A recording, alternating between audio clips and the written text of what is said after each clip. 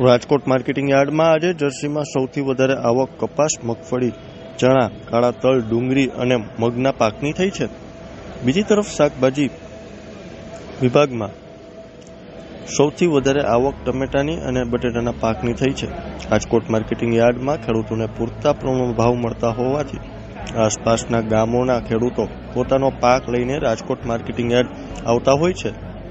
ત્યારે જાણીએ આજે ખેડૂતોને જર્સીના શું ભાવ મળ્યા હતા. આજ રોજ રાજકોટ માર્કેટિંગ યાર્ડમાં અંદાજે 1400થી વધુ વાહનોની આવક થઈ હતી, જેમાં મગફળીની 2,01,000 મણ, કપાસની 25,000 મણ, સોયાબીનની 6,000 મણ, ઘઉંની 4,500 મણ, ચણાની 6,500 મણ, લસણની 3,600 મણ, સિંગફાળાની 21,000 મણ, મગની 3,000 મણ, સફેદ તલની 4,100 મણ, જીરું 4,200 મણ અને કાળા તલ 4,700 મણની આવક નોંધાઈ હતી. ઉપરોક્ત જર્સીનો ભરેલા વાહનોને માર્કેટિંગ યાર્ડમાં ક્રમવાઇઝ પ્રવેશ આપીને ઉતરાઈ કરવામાં આવી હતી.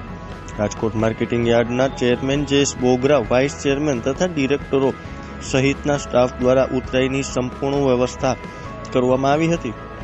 ભાવની વાત કરવામાં આવે તો મગફળીનો ભાવ 1,010થી 1,390 રૂપિયા, કપાસનો ભાવ 1,325થી 1,550 મણ, સોયાબીનની 830થી 875, ઘઉંનું 500થી 535, ચણાનો 970થી 1,890, લસણનો 660થી 980, સિંગફાળાનું 960થી 1,510, મગનો 1,200થી 1,800, સફેદ તલનો 1,800થી 2,250, જીરુનો 3,500થી 3,690 અને કાળા તલના ભાવ 3,650થી 5,200 રૂપિયા એક મણના બોલાયા હતા. યાર્ડમાં સૂકી ડુંગળીની આવક 2,625 ક્વિન્ટલ થઈ હતી. ડુંગળીના ભાવ ખેડૂતોને 60થી 201 રૂપિયા એક મણના મળ્યા હતા. યાર્ડમાં બટેકાની આવક 4,200 ક્વિન્ટલ થઈ છે.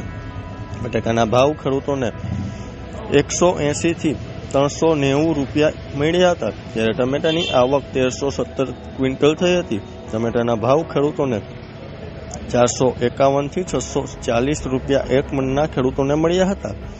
મોટા પાયે આવક થતા વાહનોને એક પછી એક સુનિયોજિત રીતે માર્કેટિંગ યાર્ડમાં પ્રવેશ આપ્યો હતો.